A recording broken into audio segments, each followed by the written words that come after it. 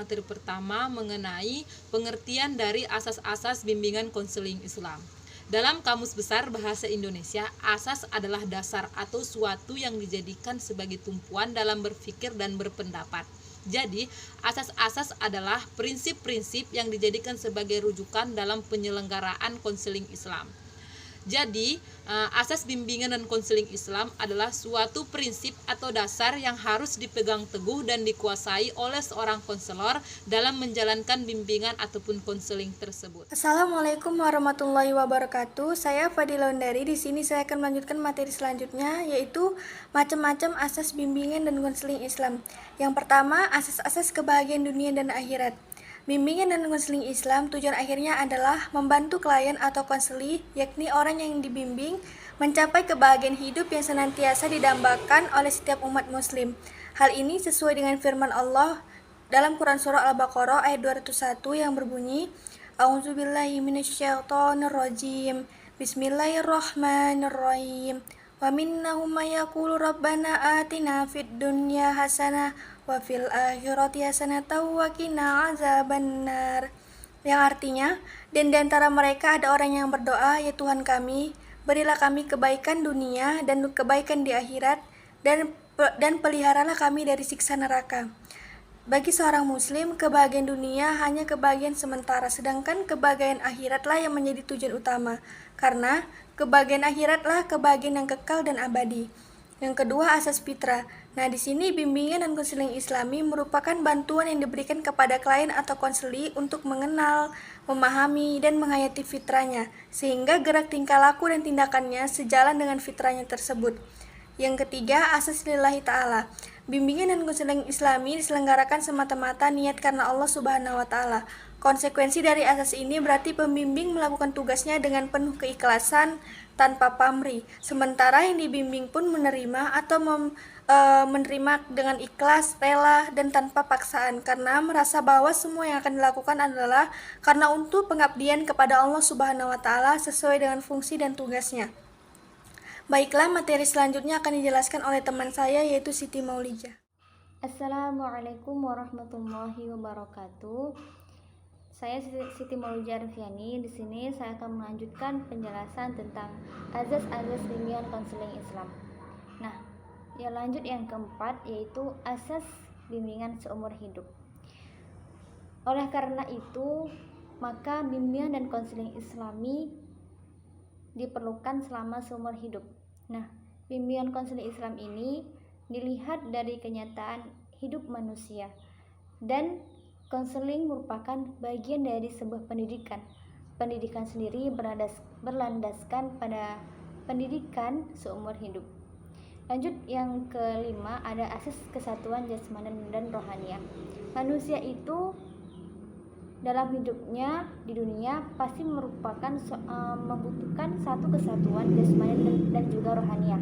Bimbingan konseling Islami memperlakukan kliennya sebagai makhluk jasmani dan rohaniah, tidak memandang sebagai makhluk biologis semata dan makhluk rohaniah semata. Lanjut yang keenam, asas keseimbangan rohaniah. Nah, rohani manusia merupakan atau memiliki unsur daya kemampuan berpikir, merasakan atau menghayati, dan berkehendak atau hawa nafsu serta juga akal. Nah, bimbingan konseling Islam ini menyadari dan mengakui akan keadaan kodrat manusia itu dengan berlandaskan pada firman-firman Allah, yaitu Al-Quran dan hadis. Lanjut yang ketujuh, ada asas kewujudan individu. Bimbingan dan konseling Islam memandang seorang individu merupakan suatu mewujud atau eksistensi tersendiri.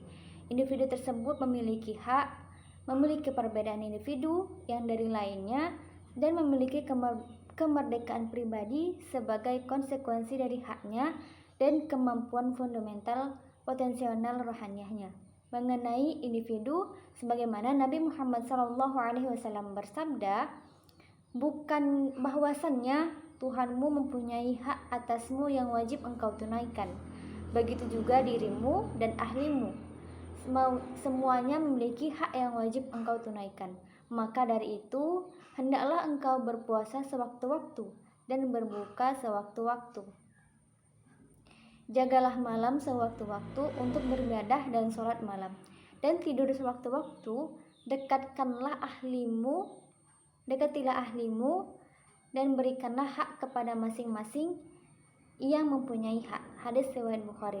Nah, mengenai perbedaan suatu individu dapat dilihat dan kita pahami dalam Quran surah Al-Qamar ayat 49. A'udzubillahi minasyaitonirrajim. Bismillahirrahmanirrahim. Inna kulla syai'in khalaqahu biqadrin. Sesungguhnya kami menciptakan segala sesuatu menurut ukuran. Baik, sekian penjelasan dari saya. Terima kasih. Assalamualaikum warahmatullahi wabarakatuh. Saya Adelia Ramawati akan melanjutkan penjelasan mengenai asas sosialitas manusia. Nah, asas ini yaitu bahwa manusia itu merupakan makhluk sosial. Dalam bimbingan dan konseling Islam, sosialitas manusia diakui dengan memperhatikan hak individu, dan hak individu juga diakui dalam batas tanggung jawab sosial. Selanjutnya yaitu asas kekhalifahan manusia. Nah, asas ini yaitu manusia itu diberi tanggung jawab yang besar, yaitu sebagai pengelola alam semesta atau sebagai khalifah di bumi. Nah, manusia harus memelihara keseimbangan ekosistem yang ada di bumi, yang mau dibuat oleh manusia itu sendiri ataupun bukan. Yang terpenting manusia itu harus memelihara dan menjaga ekosistem di bumi tersebut. Nah, selanjutnya ada asas keselarasan dan keadilan. Islam menghendaki keharmonisan, keselarasan, keseimbangan, serta keserasian dalam segala segi. Nah, Islam juga harus bertindak adil terhadap dirinya sendiri maupun hak orang lain. Selanjutnya ada asas pembinaan akhlakul karimah. Ini yaitu melingkupi tujuan dan proses konseling Islam. Nah, konseling ini diharapkan sampai pada tahap memiliki akhlak mulia. Jadi, manusia itu kan memiliki sifat yang baik dan yang buruk. Nah, jadi sifat-sifat yang baik itulah yang dikembangkan, dipelihara, dan disempurnakan ke yang lebih baik lagi. Itulah asas dalam pembinaan akhlakul karimah dalam bimbingan dan konseling Islam. Assalamualaikum warahmatullahi wabarakatuh. Baiklah, saya Seri Rizky akan menyampaikan materi yang kelima. Kemudian yang selanjutnya ada asas kasih sayang. Setiap manusia memerlukan kasih sayang dari orang lain, karena dengan kasih sayang ini banyak hal yang akan bisa ditaklukkan dan bisa dikalahkan. Bimbingan dan konseling Islam dilakukan dengan berlandaskan kasih dan sayang, sebab hanya dengan kasih dan sayanglah bimbingan dan konseling Islam akan berhasil. Kemudian ada asas saling menghargai dan menghormati. Dalam bimbingan dan konseling Islam, kedudukan antara pembimbing dan konselor itu pada dasarnya sama, perbedaannya hanya terletak pada fungsinya saja. Yang satu ada yang memberi bantuan dan yang satu lagi ada yang menerima bantuan. Hubungan yang terjalin antara pihak pembimbing dan yang dibimbing yaitu adalah hubungan yang saling menghormati dengan kedudukan masing-masing sebagai makhluk Allah Subhanahu wa taala. Kemudian ada asas musyawarah. Bimbingan dan konseling Islam ini dengan asas musyawarah maksudnya adalah konselor dan klien ini saling berdialog dengan baik.